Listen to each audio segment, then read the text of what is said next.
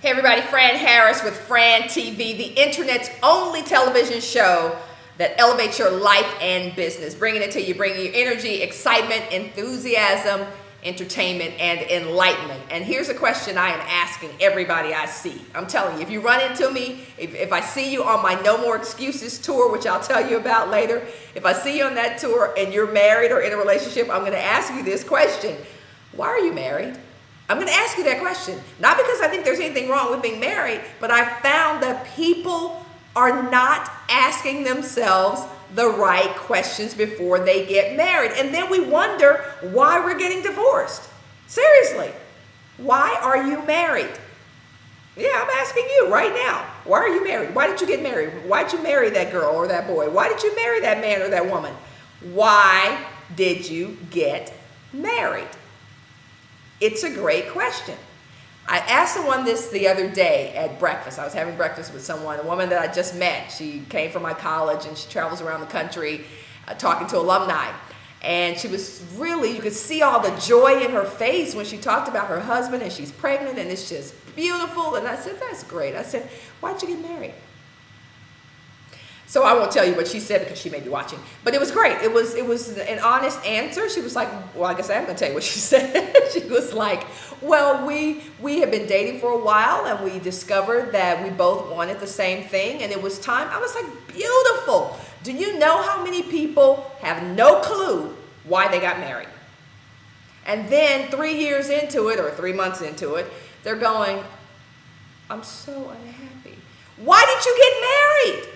I'm going to tell you some of the reasons people get married. I'm going to tell you this, and I know I'm stepping on some toes, but I told you some things are changing. I'm stepping on some toes. I need you to think. I need you to think about why you get into the relationships that you get into, and not just your marriages, but your business marriages. All right? Think about these relationships. People get married because other people expect them to, right? My grandmother used to ask me that, baby, when you gonna get mad? When you gonna get mad? Big mama, I don't know. I'm 20 years old. I got a life ahead of me. I don't know when I'm gonna get married. I may never get married. So people get married because other people expect them to get married. And they get married because their biological clock is ticking. A lot of people get married because other people have gotten married. These are not necessarily great reasons to get married, y'all.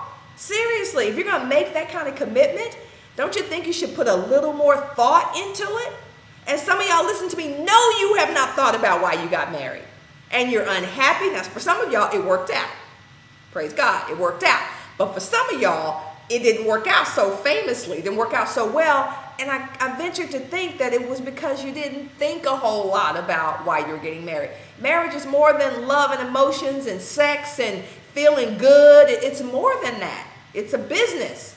It is a partnership. It's a little yin and yang. It's some stuff. You got to do some stuff to make a good marriage or a great marriage.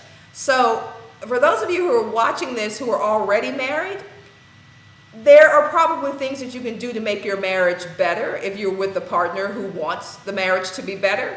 But please, for God's sake, do not stay in a marriage just so you don't have to be divorced. I know that sounds crazy, but some people will just say, you know what, I just don't want to be divorced.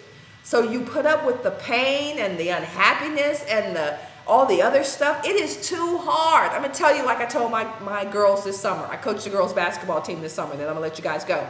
I said, if you do not love basketball, you should quit. Because what I am going to put you through as a coach and what I'm going to require and demand of you as a coach is way too hard for somebody who doesn't love it. And I'm going to leave you guys with that. If you are not loving the fact that you are married and loving the individual that you are with, and more importantly, I'm going to do a whole video on liking.